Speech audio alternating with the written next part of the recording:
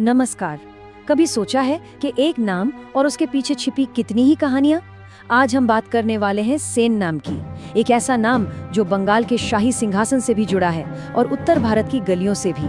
तो आखिर इसकी असली कहानी है क्या? चलिए आज इसी पहेली को सुलझाते हैं। तो सवाल यही उठता है कि जब कोई सेन कहता है तो हम किसकी बात कर रहे हैं? क्या ये वो ताकतवर राजवंश है जिसने बंगाल पर राज किया, या फिर ये एक सामाजिक समूह है जिसकी जड़ें बहुत गहरी हैं उत्तर भारत के इतिहास में?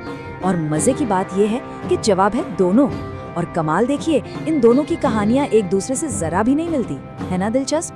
तो चलिए एक एक करके इन दोनों कहानियों की परतें खोलते हैं। चलिए इसको थोड़ा और आसान बनाते हैं। स्क्रीन पर देखिए, एक तरफ है सेन राजवंश। ये बंगाल के शासक थे 11वीं-12वीं सदी के आसपास और आए थे कर्नाटक से।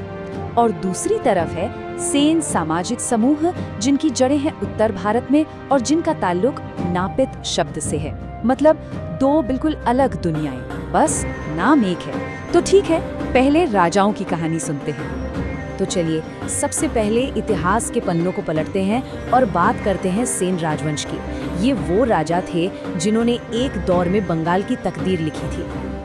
देखिए, इस राजवंश की कहानी शुरू होती है 1095 में हेमंत सेन से, लेकिन असली ताकत और साम्राज्य का विस्तार हुआ विजय सेन के समय में। और लक्ष्मण सेन के दौर तक तो सोचिए, ये साम्राज्य उड़ीसा और वाराणसी तक फैल गया था। मतलब कितना बड़ा प्रभाव रहा होगा इनका। पर जैसा कि हम जानते हैं, इतिहास में हर बड़े साम्राज्य का अंत भी लिखा होता है। पर सेन राजवंश की कहानी सिर्फ लड़ाइयों या सरहदों तक ही सीमित नहीं थी। नहीं, उनका असली योगदान तो कल्चर में था।